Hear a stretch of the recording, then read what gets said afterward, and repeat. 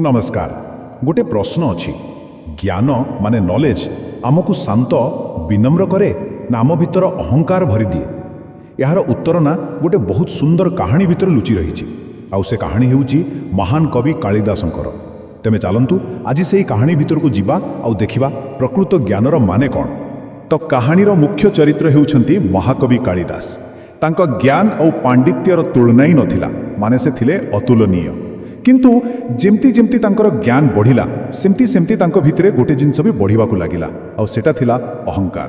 तांको लागिला कि पूरा दुनिया रे तांकोठो बड़ पंडित आउ केही भी नाहंती आउ बास एई अहंकार ही पूरा कहानीर मूल। हाँ, तो तांको ज्ञान जेतिकी बढ़ुथिला तांकर अहंकार भी सेतिकी आकाश छुँथिला। से निजको ही सबुठु श्रेष्ठ बोली भाबुथिले, किंतु किए जानिथिला जे एई भावना ही तांको जीवनर सबुठु बड़ परीक्षा आड़कू टाणी नहीं जिवो। तो दिनकर कथा कालिदास गोटे बहुत घंच जंगल भितरे जाउथांती। भीषण खरा और बहुत चाली चाली से पूरा थकी जाइथांती और तांकू भारी सोच भी लागुथाए। बहुत खोजाखोजी परे शेषरे से गोटे कूओ देखिले आउ सेई कूओ पाखरे जणे बुढ़ी माउसी पानी काढुथिले। बस एइथु ही आरंभ हैला तांको जीवनर सबुठु बड़ परीक्षा। कालिदास जाई पानी टिके मागिले, किंतु से बुढ़ी माउसी गोटे सरल हेले बहुत गभीर कथाटिए कहिले।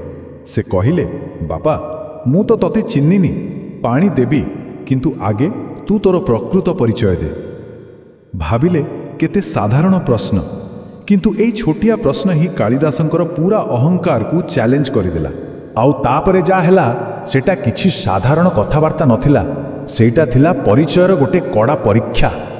कालिदास जेते थर निजको बुझेबाकू चेष्टा कले से बुढ़ी जनक तांकर प्रतिटी कथा को प्रतिटी जुक्ति को काटी दउथिले।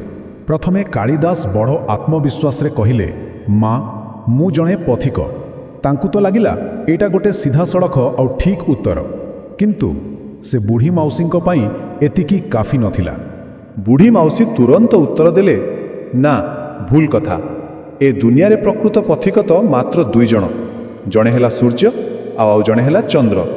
देख सेमाने केबे भी अटकंतीनी, दिन राति खाली चाली थांती। बस कालिदासंकर प्रथम परिचय तो सेठी खारछ हे गला। कालिदास टिके आश्चर्य हेले, किंतु हार मानिलेनी।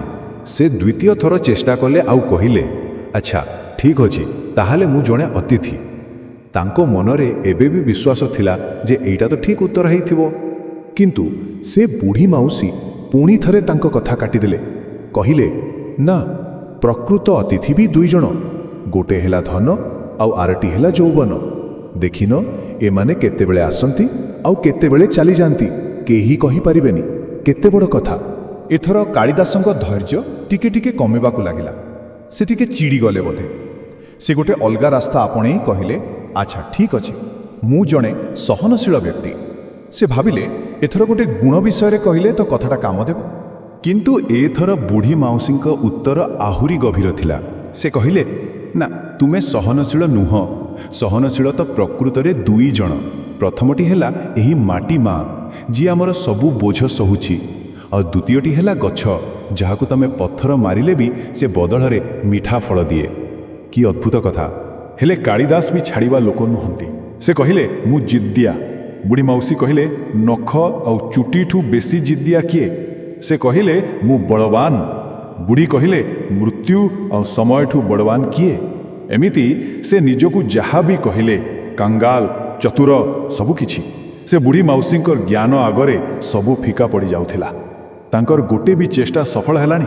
शेषरे पूरापरी विरक्त आउ हताश होई कालिदास तांकर शेष कार्ड खेलिले। जेउ परिचय उपरे तांकर सबुठू बेसिक गर्व थिला सेइटाकू से बाहर कले।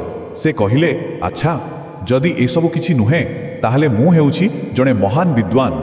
किंतु तांकर एई शेष अहंकार को भी से बुढ़ी माउसी चुरमार करदेले।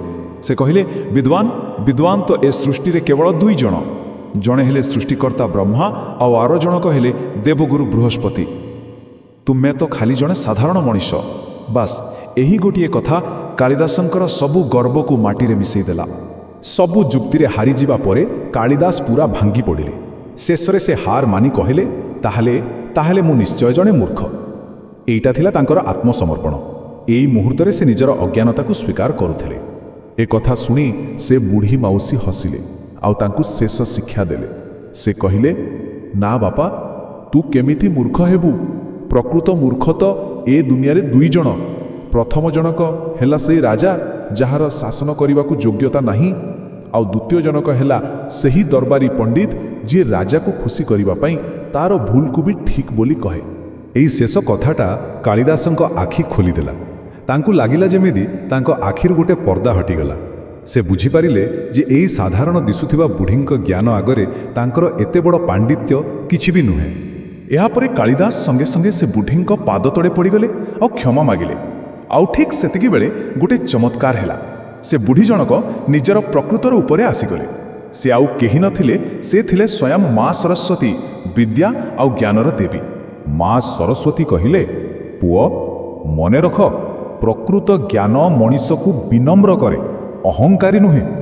ତୁମର ଜ୍ଞାନର ଆଖି ଉପରେ ଯେଉଁ ଅହଙ୍କାରର ପରଦା ପଡ଼ିଯାଇଥିଲା, ତାକୁ ହଟେଇବା ପାଇଁ ମୋତେ ଏହି ରୂପ ନେବାକୁ ପଡ଼ିଲା। ଆଉ ଏଇଟା ହିଁ ଥିଲା ସେଇ କାହାଣୀର ସବୁଠୁ ବଡ଼ ଶିକ୍ଷା। ବୁଝିପାରୁଥିବେ, ସେହି ଦିନଠୁ କାଳିଦାସଙ୍କର ସବୁ ଅହଙ୍କାର ମାଟିରେ ମିଶିଗଲା। ସେ ମା ସରସ୍ୱତୀଙ୍କର ଆଶୀର୍ବାଦ ପାଇଲେ ଆଉ ତାଙ୍କ ବାକି ଜୀବନ ଜଣେ ବିନମ୍ର ଆଉ ମହାନ କବି ଭାବରେ କଟେଇଲେ। ତାଙ୍କ ଜ୍ଞାନ ସହିତ ଯେତେବେଳେ ବିନମ୍ରତା ମିଶିଗଲା, ସେ ଆହୁରି ମହାନ ହୋଇଗଲେ। ତେବେ ଏହି କାହାଣୀ ଶେଷରେ ଆମ ସମସ୍ତଙ୍କ ପାଇଁ ଗୋଟେ ବଡ଼ ପ୍ରଶ୍ନ ଛାଡ଼ିଯାଉଛି।